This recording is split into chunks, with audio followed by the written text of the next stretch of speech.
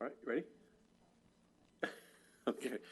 All right. I'm going to call to order our July 26, 2022 meeting starting at 5:30 p.m. Roll call, please. Here. Here. Here. If you'd all please stand for the Pledge of Allegiance. I pledge allegiance to the flag of the United States of America and to the republic for which it stands, one nation, under God, indivisible, with liberty and justice for all.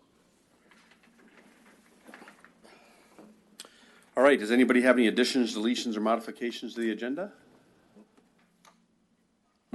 Nope. All right. Then we will go on to presentation. Item 5, Ada County Prosecutor, Prosecuting Attorney Robert Blizzard. If I'm close, hopefully I said that right. Yeah. Is this okay for me? Yeah, absolutely. You got a present? No, nothing to hook up. No, Okay. I'll hold it for myself here. Okay. Appreciate it. Thank you, Mr. Mayor, members of the City Council. My name is Robbie Blizzard. I am a deputy prosecutor with the Ada County Prosecutor's Office. I'm here on behalf of Jan Bennett to report back on the last year of our prosecution services to the City of Eagle, as well as to talk about the next fiscal year and our request for the budget for that next fiscal year. I'm happy to report that we continue to work closely with the police here in Eagle City. We have a good, close relationship. At least I like to characterize it that way. Chief, you can correct me if I'm wrong. We participate regularly with trainings with the Ada County Sheriff's Office, and so I'm happy to report that that relationship remains strong, and that the work, the prosecution work here in Eagle also continues forward strong. For purposes of this next fiscal year, we are requesting the same cost of prosecution that we have requested in the years past. So we're not asking for any sort of increase in the contract rate. The rate for Eagle is $64,000 for the year. That includes really all the services that my office provides, including the cost of prosecutors, of legal assistants, victim witness coordinators, restitution coordinators, folks who participate and actively enforce fines and restitution on the cases that we close. And it also includes investigation services that are in-house. That's kind of different and aside from the investigations that are conducted before they get to us. I have been supervising the Magistrate Division now for the past few years. In fact, when we took the contract over for the City of Eagle prosecution, I was in the responsibility of supervising our Magistrate Division and handling that contract. I have since turned over those duties to Michael Guy, who's seated here, and will be handling the contract going forward. So in terms of our services, for the last year, we charged 443 new cases in the City of Eagle. Those include misdemeanors and infractions. We have certainly seen a steady increase from year to year, from the first year that we handled the contract, which was somewhere in the upper 300s, I would say around 380, to last year at 401, to this year being 443. Year to date, we have 218 new cases. And I report on new cases, and that does not cover any of the work that we do on cases that languish, that take longer to get through the system, or I'm also not talking about contempts that we file after a case has already been through the system, a defendant's pled guilty, or probation violations that occur in that same capacity. But we handle all of that as part of the contract. And I'm happy to go into more detail as needed, if needed, on the services that we provide. The kind of final topic I wanted to cover is just that we last year added a term to our contract with Eagle that allowed us to prosecute code enforcement type cases, so city code violations, on a case-by-case basis. So my office reviews the case and decides whether or not we want to, or that we're willing to actually prosecute that charge. Otherwise, it can just revert back to the city attorney, and the city attorney can decide whether to do the same. We're going to keep that term the way it is for the next year. There's not going to be a change there. I think we're still kind of reviewing what we can do, and perhaps it'll become a more permanent term where we'll take over code enforcement for Eagle. That's certainly on the table. It's been part of the discussions that we've had, not only with Mr. Mayor, but with Chief Wilkie, and we'll continue to talk about it. So that's the last thing I had to really report on. Like I said, I'm happy to answer any questions, report on anything in more detail, so I'll stand for questions. Any questions at this point? No? All right. All right. Thank you, sir. Appreciate it. Great. Thank you very much. May I be excused? Yes, definitely. All right. Thank you all. Wow, never heard that. Wow. Might have to use that. Yeah, I appreciate it. All right, reports. Council members have any reports? Mr. Mayor? Yes, Councilmember Gittelsberger. Just have two quick reports. The Arts Commission, 2 items from the last meeting. The Eagle and Glass Community Room sculpture was approved by the board, and I believe we'll have possible. You're showing that today. Were you going to share that? Perfect. Thank you. So that'll be shared with us today. The Art Stop, literary art. I know you were there, Mr. Mayor, but the Arts Commission has wanted to place art stop throughout the Greenbelt area where you scan a QR code. It gives you some information as far as like a poem or something literary. The content right now was not what they were looking for, the board. So they've tabled that for right now. So they're going to go back and request some other submissions that are more appropriate for that type of project. And the only other one I have is the library board met last week as well too. They're currently going to combine their 3 part-time positions into 1 full-time programming specialist. So a little bit of a change there that they're for their staffing. So that's all. All right, excellent. Councilman Pike. Mr. Mayor, thank you.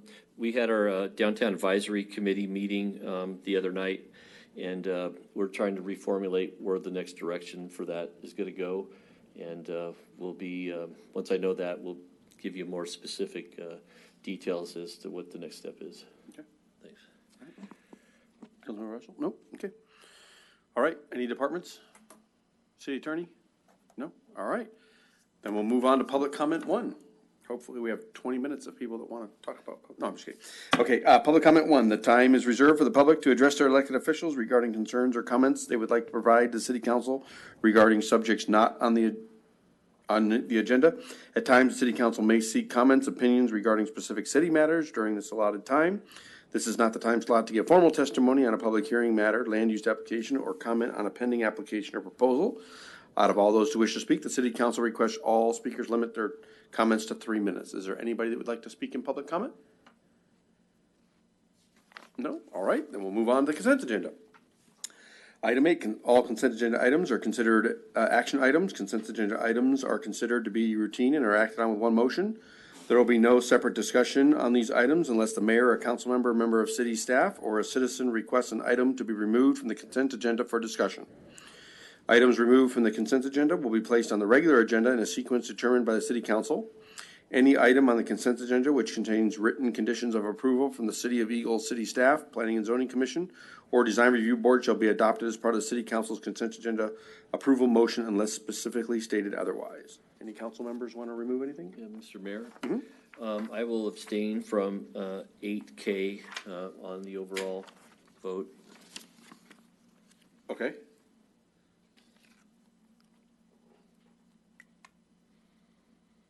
All right. And then anybody else want to remove anything? Okay, I'll say that let's remove 8P so we can allow Mrs. Richey to talk about the project and what the Art Commission had done. So item 8P. So Victor, how do you want to handle Councilman Pike wanting to? Mr. Mayor, I recommend just removing K, and then that way everyone else can vote. Then the record can show that Councilman Pike will abstain from that one. All right. Thank you. Thank you very much. Do we have a motion to approve the consent agenda items, removing items K and P? Mr. Mayor? Councilmember Gittelsberger? I'll make a motion to approve action items 8A through P with the removal of K and P. All right, there's a motion. Is there a second? Second. Any other discussion? Roll call? Aye. Aye. Aye. All right. Item K. Mr. Mayor? Yes. I'll make a motion to approve action item 8K. All right, there's a motion. Is there a second? Second. Moved and seconded. All those in, is that actually, hold on. Oh, no, all those in favor say aye. Aye. Aye. Opposed? Abstain. Okay. Then move on to item P.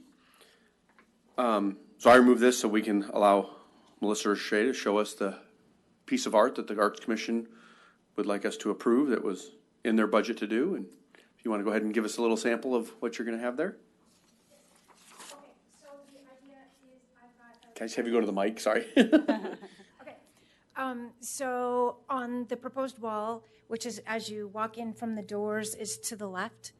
And so basically there's a box that will stick out about at max 8 inches from the wall. It's a sculptural piece. And then it's 4 feet wide and 6 feet tall. Inside there are several layers of glass depicting a scene. The scene is the foothills of the Boise foothills from the view of Eagle, and then the Boise River as it flows through Eagle. And then there's a cutout in the shape of the head of an eagle. And through that cutout, then you see the scene behind you. So, and also inside our proprietary lighting that my husband, who's an electrical engineer, has done, and we can replicate a sunrise and a sunset and the cycles of a day. I have a larger piece that has that same technology in it of some aspen trees. So I've taken the proposed head and just put it over the aspen trees so you can kind of see how that works. And it's So this is in the new community center that we're talking about doing this.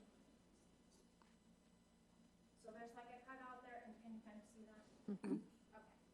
And the lighting cycles through, and there is the ability. We have to decide later if you want the ability for someone to pause it on a scene, because you can do that as well if I put a little box with a button. But that will be, you can decide if you want people to do that or not, or it will just simply cycle through where you can freeze it on one yourself. We are also providing an extra set of the LEDs in case anything ever goes wrong with it, as well as another controller, because there will be a controller within the frame itself. And then, as I mentioned before, my husband is an engineer, and so he does calculations as far as loads and as far as installations, because he does all of our installations. And I guess I didn't really introduce myself, sorry. I'm Melissa Richey, and my husband and I are owners of Fusion's Glass Studio, which is right around the corner. And this project was proposed by Jen Mangiantini, who happens to be a customer of the studio. And I was taking a class in public art at the time, and she saw this piece, and she's like, oh, we need something in the new facility. So that's how this came about. Do you have any questions for me? Any questions? No? All right. Okay. Thank you very much for that. Thank you, I appreciate it. Appreciate it.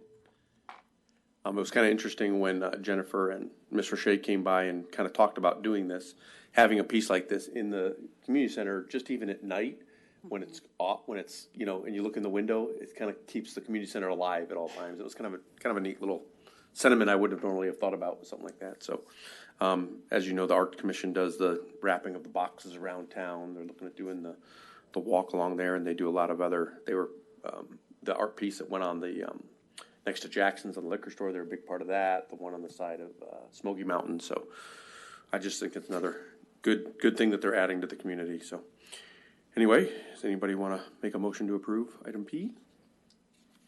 Mr. Mr. Mayor, I'll go ahead and move that we approve consent item 8P. All right, there's a motion. Is there a second? Second. Move to second. Any more discussion? Roll call. Aye. Aye. Aye. All right, thank you very much. All right, we have no unfinished business. We have no public hearings. So the question becomes, Victor, can we move on to new business before 6 o'clock? Okay. All right, so we have to take a 15-minute break until we can get on to new business.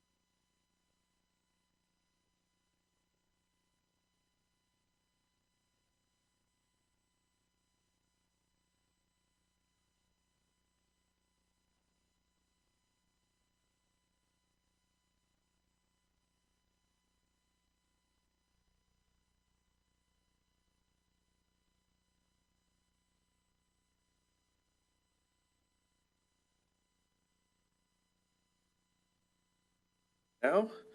And we've got our item 11, new business.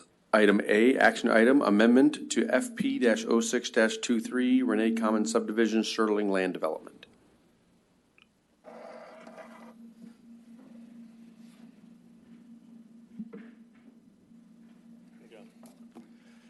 Good evening, Mr. Mayor and City Council.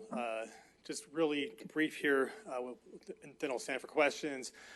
This is a request to amend the final plat findings for a common subdivision, FPO 622. The applicant, Sterling Land Development Incorporated, is requesting an amendment to the conditions of the approved final plat. Just some context and some history for the record. Renee Commons, located here, Highway 55 and Floating Feather, adjacent to Renee Place subdivision, the Wycliffe Estates subdivision, and Echo Hawk Estates subdivision number 4. Some summary of the request. The final plat associated with Renee Commons subdivision, FPO 622, previously went before City Council for decision on May 24th, 2022. The City Council approved the final plat with an added condition, condition number 27, that required an enhanced fence style, which was a wood grain style, where the subject property directly abuts the adjacent Echo Hawk Estates subdivision here, in lieu of the tan vinyl fence that was approved through the design review process. Since the time of final plat approval, the applicant and the 2 residents who stated their concern with the previously approved fence type have mutually resolved their differences on the fence type, and the applicant has submitted a letter that was signed from the 2 adjacent neighbors stating that they're now okay with the previously approved fence type being installed in lieu of the enhanced fence. So the request is that along that eastern property line here shown in red, the fence would revert back to what was approved through the design review approval, and that condition number 27, as stated right here, would just be stricken from the findings, and I'll reissue the findings reflecting that if approved.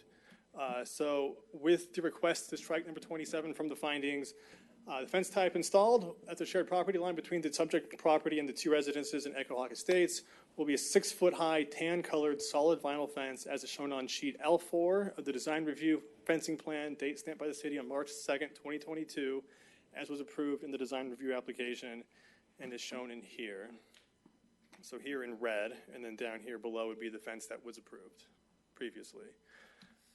And with that, staff can stand for questions or have your decision, I suppose, and see how we will move forward with revising those findings if approved. Okay. Any questions? No? All right. Discussion, motion? No, Mr. Mayor, I think if there's no other discussions, I would move that we approve action item or the action item number 11. It's the amending the FP-06-23, the Renee Commons subdivision, to the original design of the fence, striking number 27 on the last hearing. All right, there's a motion. Is there a second? Second. Any more discussion? All those in favor say aye. Aye. Opposed? All right, motion carries. All right, public comment 2. This time is reserved for the public to address our elected officials regarding concerns or comment they would like to provide to the city council regarding any matter up to and including any subject on the agenda, with the exception of public hearing and land use items. Comments regarding public hearing and land use items need to be made during the open public hearing for said items in accordance to Idaho Code. At times, city council may seek comments, opinions regarding specific city matters, excluding public hearing and land use items during this allotted time. Out of courtesy for all those who wish to speak, the city council requests each speaker limit their comments to 3 minutes. Is there anybody who would like to speak and call a comment 2?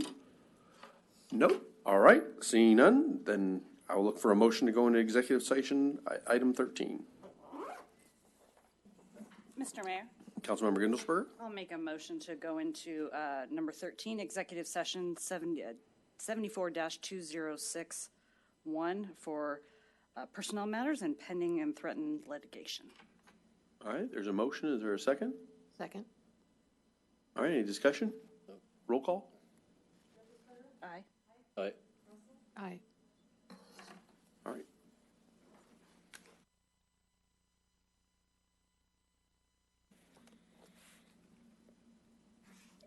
All right, we're back from executive session. Is there any action item A, personal matters? Nothing? Pending threatening litigation? Nothing? Okay. Item 14, adjournment. Motion to adjourn? Motion to adjourn. Is there a second? Second. Any discussion? All those in favor say aye. Aye. Opposed? Motion carries.